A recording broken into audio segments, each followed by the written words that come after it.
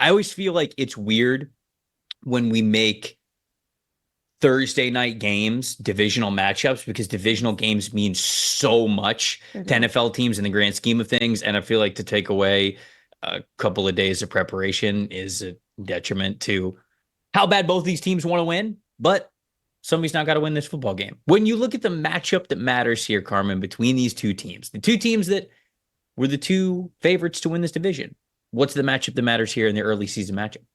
Well, we saw that Luke Gedeke is not playing this week. He's still out. Right. So you have insert Justin School. Grady Jarrett, Matthew Judon, they're both on that side. So between Justin School and Cody Mauch, that's going to be very, very indicative of how this is going to go for the Tampa Bay offense this week. I think Baker, he's already taken the fourth most sacks of any quarterback this year. Not a deal. And top 10 passing grade, but it drops to 16th when he's under pressure. So that very much affects how effective Baker Mayfield can be. Obviously, he's been on a tear up until this point, but you talk about the lack of rest, the having to travel, although it was only an hour flight, and all of that goes into this, plus division games are just weird. I really think that the right side of this line for the Tampa Bay Buccaneers is really going to be put to the test, and that Atlanta's going to try to exploit that matchup as much as they possibly can and get Baker on the ground, try to disrupt his throwing schedule, try to disrupt him getting the ball to Mike Evans or Chris Godwin. Right. That's the way to beat the Tampa Bay Buccaneers, and Atlanta looks like they could be pretty well equipped to do it. Yeah, pressure is kind of tricky when you talk about the Bucs and with Baker Mayfield specifically, because when you watch him in some of his best plays, Baker can be like an escape artist, right? He could just somehow like get out of a tackle and you don't know how he did it. Now he's running the sideline. Now he's making a great throw on the run, or he's scrambling a little bit for a first down, whatever it is. And so you see those plays, but then Baker also has a lot of sacks that are counted as like quarterback sacks, where he's holding on the ball too long. He's running himself into pressure. He didn't really exactly pick the right escape route, whatever. So it's just, it's very up and down. You never really know what you're going to get when it comes to pressuring Baker Mayfield. And he still becomes a quarterback that you feel good pressuring.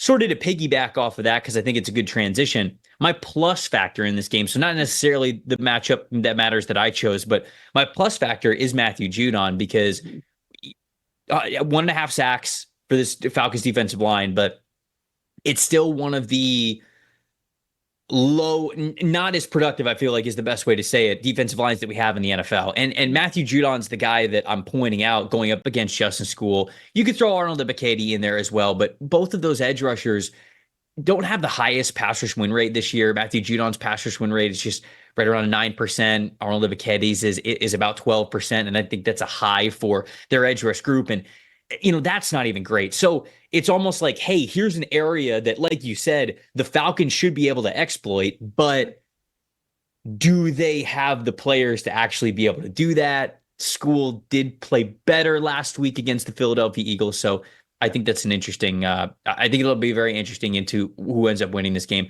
My matchup that matters, I'm going to go to the Falcons' explosiveness on offense, more so the lack thereof, versus Tampa's secondary. Because when you look at what the Falcons have done passing the ball deep down the field through 4 games this season, they only have 10 plays gaining 20 or more yards, which is the 5th fewest in the NFL.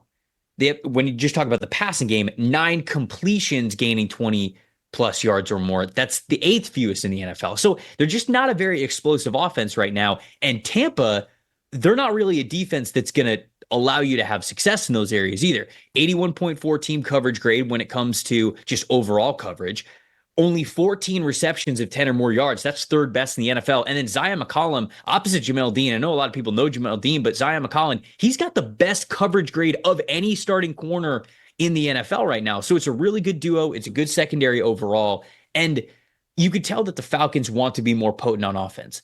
I don't know if this is the week to try it or even expect that success, even on a short week going up against Tampa's secondary because of how successful that they have been there. So if the Falcons kind of turn over a new leaf or have the best explosive version of the offense we've seen so far this season, that's going to be a big selling point into whether or not they win the game. But if it's, more of the same of what we have seen this season on both sides of the ball, think it's going to be a major win for Tampa, especially for an offense that can score a lot of points for them. So that's my matchup that matters there. What's your plus factor in this game?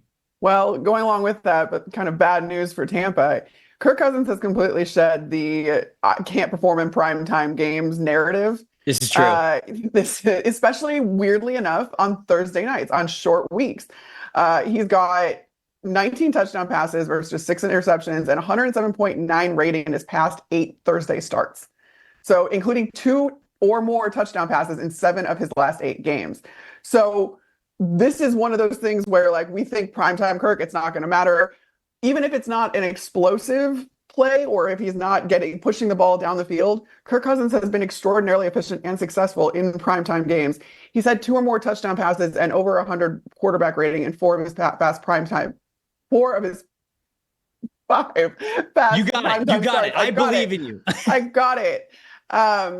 It's so funny because I think that you even hear the broadcasters on these primetime games being like, oh, is Kirk going to show up tonight? And it's like, that is just blatantly not true anymore. Right. And he has been extraordinarily good in primetime when everybody's watching. So that's why I'm looking for, even if it's, like I said, not explosive, Kirk Cousins has been efficient and he's figuring out this offense. So is Atlanta as a whole. He's got so many different kinds of weapons at his disposal, and that's been working for them. So again, I believe in the Bucs defense extraordinarily, but they are still hurting with Antoine Winfield Jr. out. Kalai McCansey is out. You do have Vita Bea, and he was very productive in his first game back last week. But this is one of those things where you're going to have to be kind of sound at all 3 levels of the defense in order to stop Kirk Cousins, of all people, from scoring on you. And that's the biggest part here, is that Kirk Cousins is being extraordinarily productive, whether or not it's explosive. I think that's a really good call out by you, because you're right. I think people still hold on to, oh, Kirk can't play in big games. And there are multiple examples of him being able to play in especially those primetime games. And he's a dang good quarterback. So I think this is going to be a fun matchup. I really do, especially, like I said at the top, because it is that divisional matchup.